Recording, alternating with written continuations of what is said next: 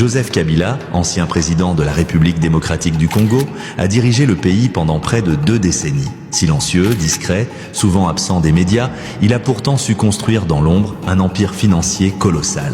Villas somptueuses, domaines agricoles gigantesques, part dans des sociétés minières, comptes offshore. Derrière l'image d'un homme réservé se cache une fortune impressionnante et, pour beaucoup, injustifiée. Dans cette vidéo, nous allons plonger au cœur de l'énigme Kabila. Quelles sont réellement ses acquisitions en RDC?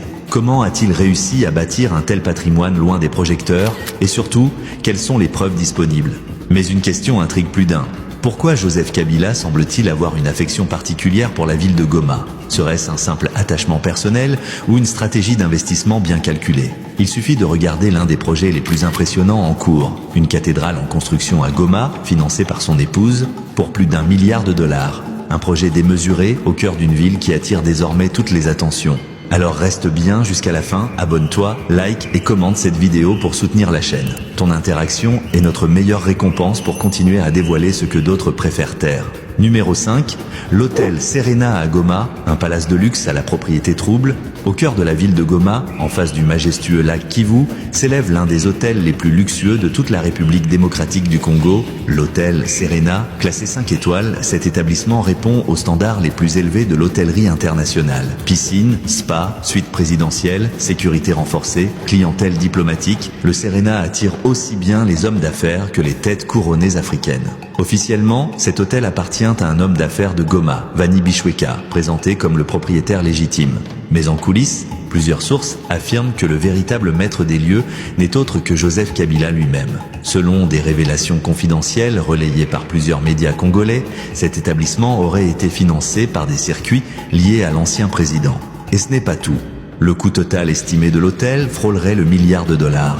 Une somme que très peu de Congolais peuvent investir. Encore moins un entrepreneur local sans liens étroits avec le pouvoir. Ce projet pharaonique alimente depuis des années les rumeurs sur les investissements cachés de la famille Kabila à Goma. Car il faut le dire, le Serena n'est pas un simple hôtel. C'est une vitrine de luxe, un signal fort pour ceux qui savent de lire entre les lignes. C'est aussi la preuve qu'à Goma, le pouvoir ne se mesure pas seulement en discours, mais en mètres carrés construits. Lors de l'inauguration semi-officielle du Serena, plusieurs journalistes auraient été interdits de poser des questions sur le financement de l'hôtel. L'un d'eux aurait même dit en plaisantant: « Si vous insistez, on vous envoie dormir au Serena, mais à vos frais. » Alors, si tu veux que je te dévoile d'autres secrets comme celui-là, clique sur like maintenant. Si cette vidéo atteint les 1000 likes, je balance l'histoire du ranch caché en bordure du parc de Virunga dans le prochain épisode. Numéro 4, la société Égale, vitrine d'un empire, symbole d'un scandale. Pendant des années, la société Égale SARL a été présentée comme une fierté nationale. Créée officiellement pour importer et distribuer des produits alimentaires de première nécessité, riz, poisson, poulet, huile, Égale promettait de stabiliser les prix pour soulager les Congolais. Mais derrière cette façade de patriotisme économique se cachait en réalité l'un des piliers de l'empire financier occulte de Joseph Kabila. Selon les révélations du scandale Congo Hold Up, l'enquête conjointe de plusieurs médias internationaux et ONG, Égale a servi de canal de détournement de fonds publics. Entre 2013 et 2018, plus de 43 millions de dollars auraient transité via la BGFI Bank RDC, banque au cœur du réseau Kabila, vers les comptes d'Égale. L'argent provenait en partie de sociétés d'État comme Gécamine et surtout de la très controversée Sudoil, une société écran utilisée pour faire circuler des fonds de manière opaque. Les journalistes ont découvert que Égale ne disposait pas d'infrastructures solides, pas d'usine de transformation et importait des produits à bas prix qu'elle revendait avec des marges énormes. L'entreprise servait de façade pour blanchir des dizaines de millions de dollars. À un moment, on estimait que près de 80% des flux financiers d'Égale provenaient directement du trésor public. Alors, dis-moi dans les commentaires, avais-tu déjà entendu parler d'Égale? Tu penses que d'autres entreprises fantômes comme celle-là existent encore? Lâche ton avis. Et si ce contenu t'éclaire, like la vidéo pour m'aider à continuer à exposer ce que certains veulent cacher. Numéro 3, la ferme Espoir, symbole d'un pouvoir enraciné dans la terre. À première vue, la ferme Espoir, située dans les environs de Lubumbashi, ressemble à une vaste exploitation agricole moderne. Des centaines d'hectares clôturés, des engins agricoles de dernière génération, des hangars flambant neufs.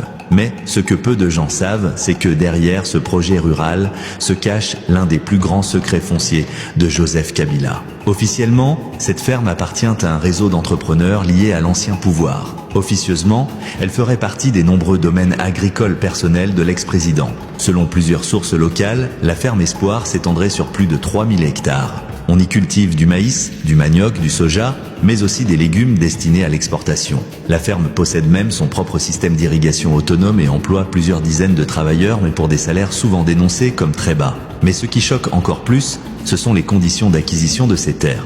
Une famille locale a récemment accusé Joseph Kabila de s'être approprié illégalement plus de 50 hectares leur appartenant depuis des générations. Le conflit a été relayé par la presse congolaise et bien que la famille réclame justice, aucune enquête sérieuse n'a été ouverte à ce jour. Si tu penses que ce genre de révélation mérite d'être partagé, prends 2 secondes pour liker cette vidéo et dis-moi en commentaire, penses-tu que ces terres devraient être restituées à leurs vrais propriétaires? Ce n'est que le début. Numéro 2, villa et résidence secrète, la vie cachée de Joseph Kabila. Bien qu'il se soit toujours présenté comme un homme simple, presque effacé, Joseph Kabila mène en réalité une vie de luxe et de discrétion extrême, à l'abri des regards. Depuis la fin de son mandat, l'ex-président congolais s'est retiré des médias, mais pas de la scène économique ni immobilière. Il possède plusieurs villas et résidences privées ultra sécurisées, réparties dans différentes provinces du pays, toutes tenues dans le plus grand secret. Le joyau de cet empire résidentiel, c'est le domaine de Kingakati, situé à une 50aine de kilomètres de Kinshasa. Ce n'est pas une simple maison, mais une véritable forteresse privée de plus de 19 000 hectares, avec une réserve animalière, un lac artificiel, un aérodrome privé et une garnison militaire dédiée à sa sécurité. Le domaine est inaccessible au public, interdit aux drones, et même les ministres de son gouvernement y accédaient difficilement. Mais ce n'est pas tout. À Lubumbashi, dans le Haut-Katanga, Kabila posséderait une autre villa luxueuse estimée à plusieurs millions de dollars, discrètement enregistrée au nom d'un proche collaborateur. Des résidences secondaires auraient également été repérées à Kalemi, dans le Tanganyika, et même à Goma, une ville stratégique qu'il affectionne particulièrement. Chaque propriété suit le même schéma. Achats discrets, titres fonciers opaques, sociétés écrans comme propriétaires officiels. Les estimations évoquent une valeur totale de plus de 30 millions de dollars, rien que pour ces résidences connues en RDC. Mais personne ne sait avec certitude combien de propriétés Kabila détient réellement. Un ancien employé de Kingakati aurait confié anonymement qu'il fallait signer un contrat de silence avant même d'y travailler. Alors, si tu veux qu'on entre encore plus profondément dans les secrets de Kingakati dans une prochaine vidéo, like celle-ci maintenant et commente Kingakati juste en dessous. Le vrai pouvoir se cache là où peu osent regarder. Numéro 1, le ranch de Kundelungu, un royaume caché au cœur du Katanga en haut de notre classement. Loin des projecteurs et niché au cœur de la nature sauvage, se trouve l'un des domaines les plus secrets et controversés de Joseph Kabila. Son ranch à Kundelungu. Ce gigantesque domaine est situé à proximité immédiate du parc national de Kundelungu, dans la province du Haut-Katanga, une région stratégique à la fois riche en terres et historiquement favorable à la famille Kabila. Ce ranch, dont la surface réelle reste inconnue, est estimé à plus de 80 000 hectares selon certaines sources locales. Une étendue colossale équivalente à une ville entière. À l'intérieur, des infrastructures modernes ont été aménagées.